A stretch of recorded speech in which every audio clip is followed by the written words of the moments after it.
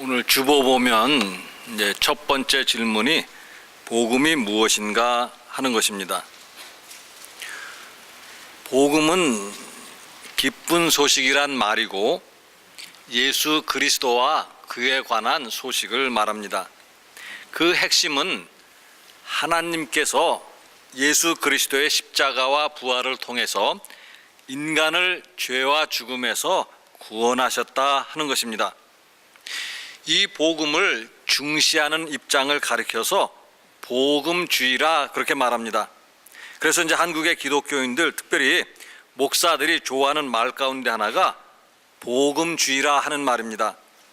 마치 경쟁하듯이 복음주의라 하는 말을 사용하고 있지만 진정으로 복음주의자인가 하는 의심이 가는 경우들은 많이 있습니다.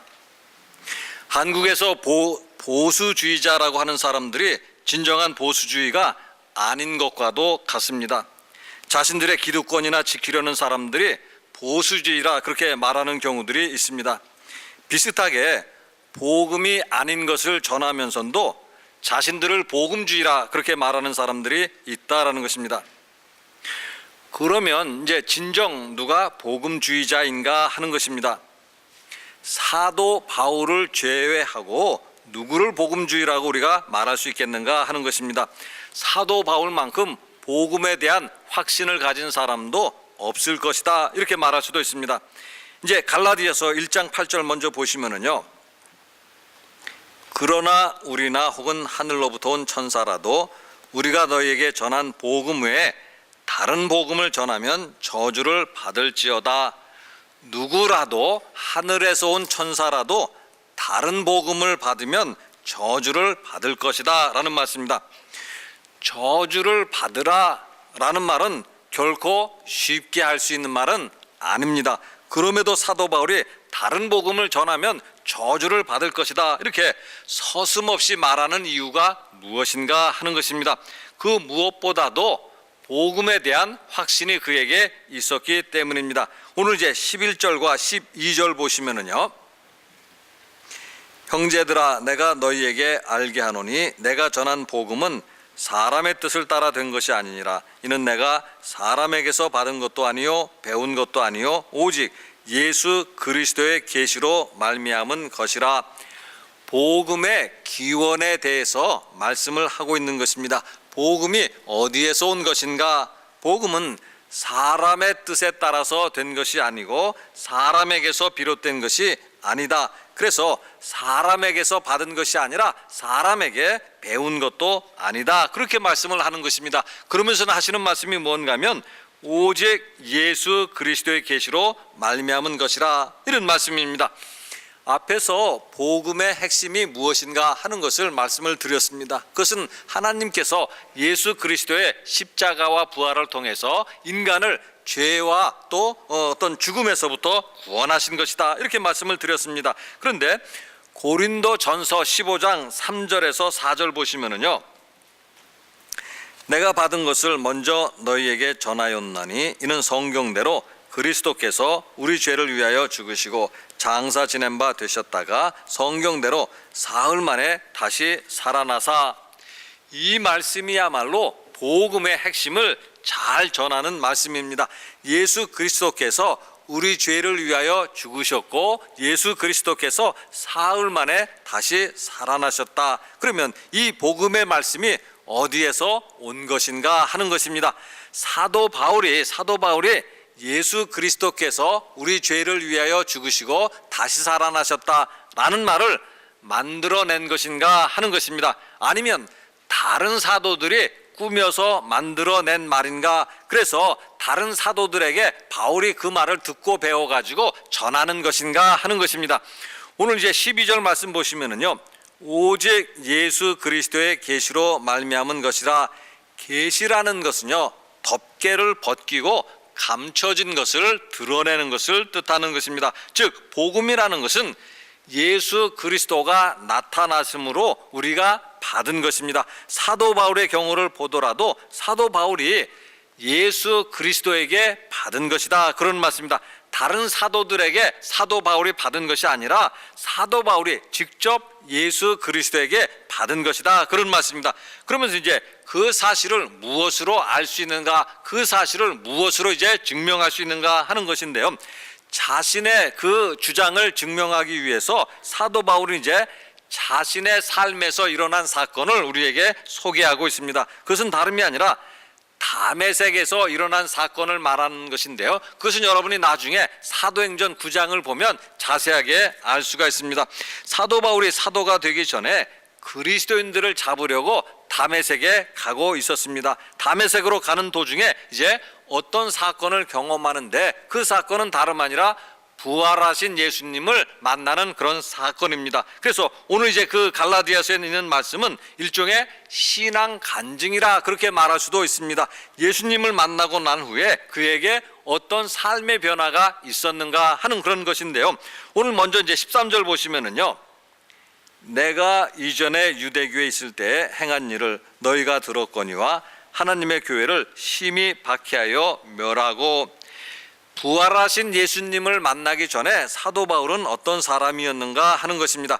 하나님의 교회를 심히 박해하여 멸하고, 보통 박해한 사람이 아니라 심히 박해했다, 그렇게 말씀을 하는 것이고요. 또 그 다음에 멸하고, 이 말은요, 교회를 이 땅에서 아예 없애버리겠다, 그렇게 작정을 하고 교회를 박해했다, 그런 이야기입니다. 그래서 사도 바울은 각 집에 들어가서 남자와 여자를 가리지 아니하고 그리스도인이라고만 하면 붙잡아다가 감옥에 넘겨준 사람이다, 그런 이야기입니다. 또 14절 보시면은요, 내가 내 동족 중 여러 연갑자보다 유대교를 지나치게 믿어 내 조상의 전통에 대하여 더욱 열심히 있었으니.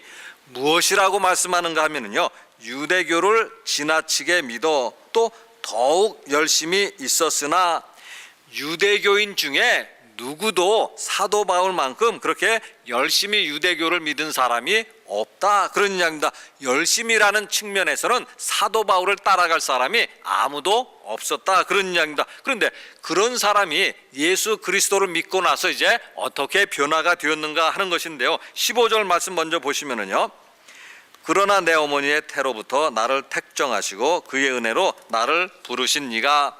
이것은 소위 우리가 말할 때 소명의식이다, 그렇게 말을 하는 것입니다.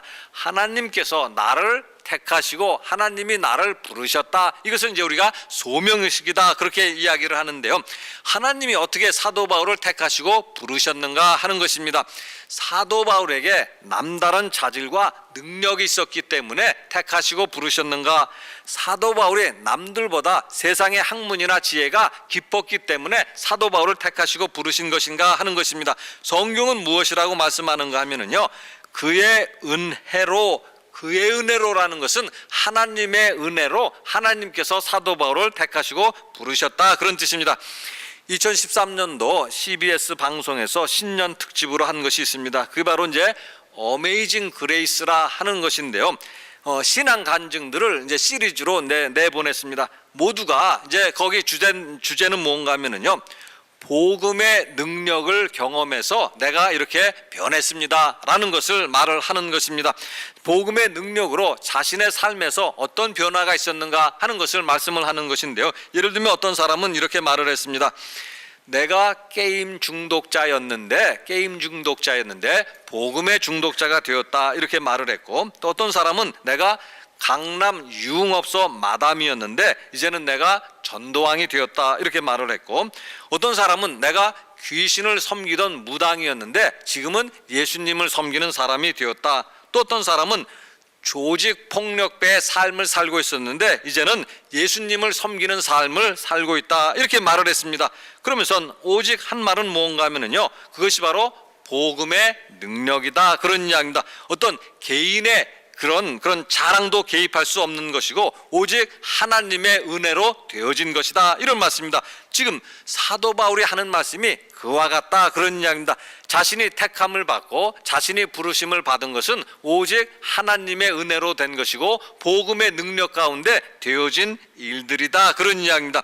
그러면서 이제 그가 하고자 하는 말은 뭔가 하면은요, 하나님의 은혜를 말하는 사람이라고 하면 또 하나님의 능력으로 또 복음의 능력으로 삶이 변화된 사람이라고 한다면 이제 무엇을 우리가 위해서 살아야 되고 누구를 위해서 살아야만 하는가 하는 것을 사도 바울이 말씀하려고 하는 것입니다. 이미 갈라디아서 1장 10절에 보시면은요, 이제 내가 사람들에게 좋게 하랴 하나님께 좋게 하랴 사람들에게 기쁨을 구하랴 내가 지금까지 사람들의 기쁨을 구하였다면 그리스도의 종이 아니니라. 하나님의 은혜로 사도 바울은 무엇이 되었는가, 또 하나님께서 택하시고 하나님께서 부르셔서 그가 무엇이 되었는가, 사람의 종이 된 것이 아니라 그리스도의 종이 되었다. 사람의 종이 된 것이 아니라 그리스도의 종이 되었다고 한다면 누구의 마음을 기쁘게 해드려야만 하는가, 누구의 환심을 사야만 하는가 하는 것입니다. 그것은 바로 사람의 마음을 기쁘게 해드리는 것이 아니라 하나님의 마음을 기쁘게 해드려야 된다, 그런 이야기입니다. 그러면 사람의 마음이 아니라 하나님의 마음을 기쁘게 해드린다는 것은 또 이렇게 말할 수도 있습니다. 24절의 말씀인데요, 나로 말미암아 하나님께 영광을 돌리니라. 나로 말미암아 사람들이 하나님께 영광을 돌린다, 이 말씀인데요, 결국 이 말씀은 이렇게도 해석할 수가 있습니다. 나는 이제는 사람의 영광을 구하는 것이 아니라 하나님의 영광을 구하며 살겠습니다, 그런 뜻입니다. 고린도전서 10장 31절에 보시면은요, 그런즉 너희가 먹든지 마시든지 무엇을 하든지 다 하나님의 영광을 위하여 하라. 먹고 마시는 일은 우리가 생각하기에 하나님의 영광과는 무관한 일이라고 생각할 수가 있습니다. 그런데 먹든지 마시든지 그것뿐만이 아니라 무엇을 하든지, 즉 모든 일에 하나님의 영광을 위해서 해야 한다, 그런 말씀입니다. 새벽 기도회 때, 이번 주 새벽 기도회 때 전한 말씀 가운데 하나가 요한복음 5장 44절의 말씀입니다. 너희가 서로 영광을 취하고 유일하신 하나님께로부터 오는 영광은 구하지 아니하니 어찌 나를 믿을 수 있느니라. 이것은 예수님께서 유대인들에게 하신 말씀입니다. 그들이 사람의 영광을 구하고 하나님의 영광을 구하지는 않았다라는 이야기입니다. 그 이유가 무엇인가? 그들은 결국 하나님을 믿지 않았기 때문이고 그들에게는 하나님을 사랑하는 마음이 없었기 때문이다, 이런 말씀입니다.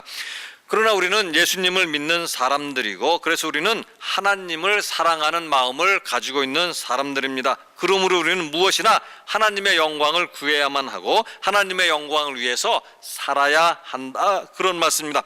다시 말씀드립니다. 복음은 사람에게서 온 것이 아니라 하나님에게서 온 것입니다. 그래서 복음에는 사람을 변화시키는 능력이 있습니다. 그래서 성경은 복음 그 자체가 바로 하나님의 능력이다, 그렇게 말씀하기도 합니다. 로마서 1장 16절에 보시면은요, 내가 복음을 부끄러워하지 아니하노니 이 복음은 모든 믿는 자에게 구원을 주시는 하나님의 능력이 됨이라. 먼저는 유대인에게로 그리고 헬라인에게로다.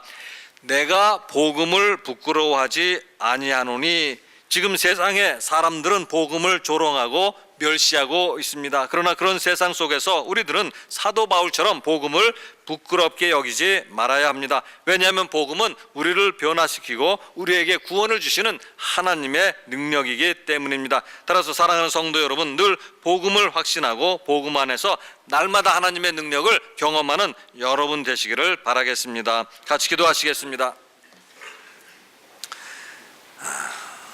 사랑의 하나님, 하나님의 은혜를 감사를 드립니다. 저희들을 사랑하셔서 독생자 예수 그리스도를 주시고 날마다 예수 그리스도를 소망하게 하시고 또 예수 그리스도 안에서 날마다 기쁨 속에서 살게 하심을 감사를 드립니다. 하나님, 오늘도 믿음으로 나가는 저희들에게 하나님 아버지 복음의 능력을 경험하게 하여 주셔서 날마다 저희들을 새롭게 하여 주시고 변화시켜 주시고 세상에 나가서 거룩한 백성으로 살아가게 하여 주시옵소서. 그래서 오늘 말씀처럼 무엇을 하든지 하나님의 영광을 위해서 살아가는 저희가 다 되도록 도와주시옵소서. 감사드리며 우리 주 예수 그리스도 이름으로 기도드리옵나이다. 아멘.